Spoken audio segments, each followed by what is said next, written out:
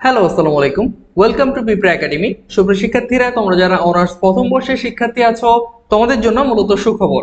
কারণ আজকেই প্রকাশিত হয়ে গেল তোমাদের পরীক্ষার রুটিন। আমি বলেছিলাম যে তোমাদের পরীক্ষাটি শুরু হবে হয়তোবা অক্টোবরের মাঝামাঝির দিকে অথবা শেষের দিকে।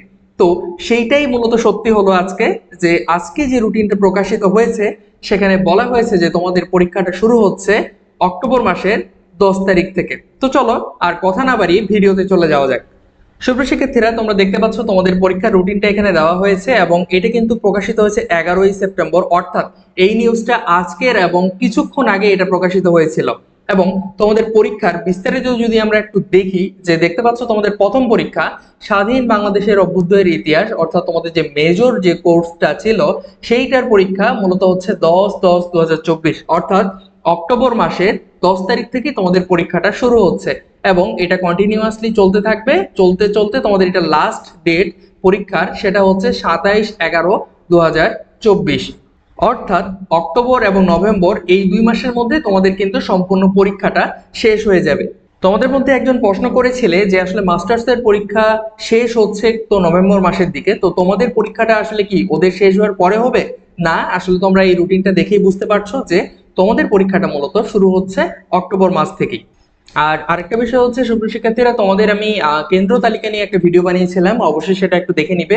তোমাদের যদি কারো প্রয়োজন হয় যে কেন্দ্র তালিকাটা স্যার একটু যদি দিতেন, তাহলে অবশ্যই আমাদের সাথে যোগাযোগ করবে। এবং তোমাদের পরীক্ষার জন্য যদি সাজেশন চাও, সাজেশন কিন্তু আমাদের থেকে নিতে পারবে। আমরা বিএ এবং বিএসএস ডিপার্টমেন্টের সকল সাজেশন দিচ্ছি, তো তোমরা চাইলে আমাদের সাথে যোগাযোগ করে সাজেশনটা নিতে পারো।